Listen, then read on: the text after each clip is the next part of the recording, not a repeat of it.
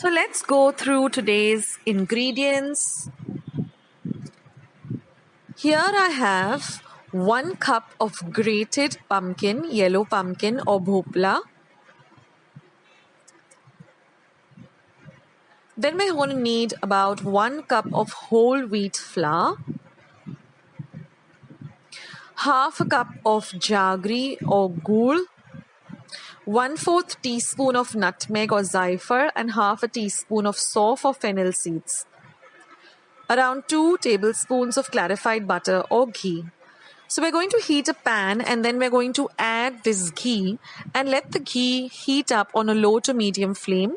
Then we're going to be adding this grated pumpkin and we're going to fry it for a while in the ghee.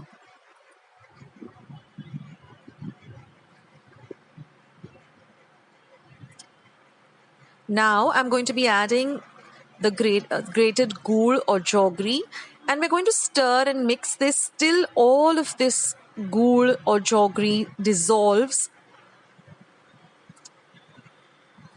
You can keep stirring this. You're going to add a pinch of salt.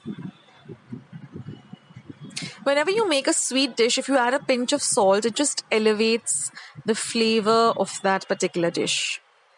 So we're going to continue frying this till all of the jaggery or the gur dissolves. Now, if you're able to get your hands on pumpkin puree, you can use ready-made pumpkin puree too for this recipe instead of grating the pumpkin. Now we're going to add this jaiphal or nutmeg powder along with the fennel seeds and saunf. The fennel seeds also add a lovely flavor to this recipe. Now we're going to continue frying this till a little bit of the moisture goes away and it becomes into a semi-solid mixture. Now we're going to turn off the heat and completely cool down this mixture to room temperature. Then we're going to be adding the whole wheat flour and mixing everything well. And then we're going to knead this into a stiff yet smooth dough, similar like you would do for making puris.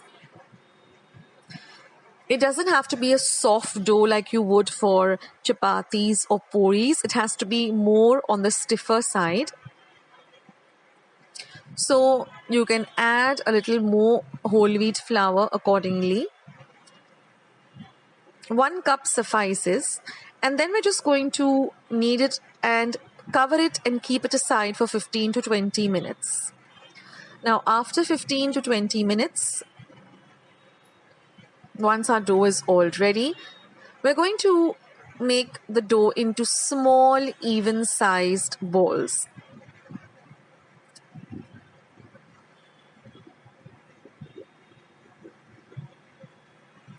And then we're going to roll them out into very small puris.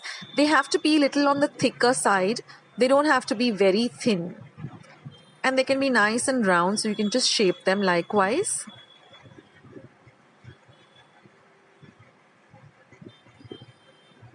They just have to be just like how we make puris. They don't have to be very thin. They have to be more on the little thicker side.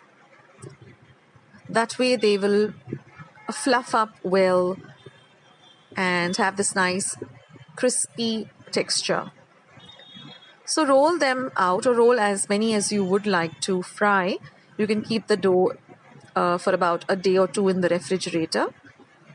And then we're just going to deep fry them like we would with puris. Now I always like to deep fry on a low to medium flame, not on a very high flame. So your oil should not be smoking hot. And see that it nicely fluffs up.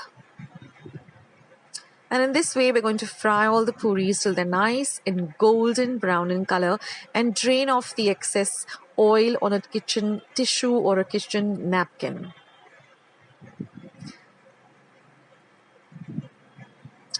And these really taste delicious all by themselves.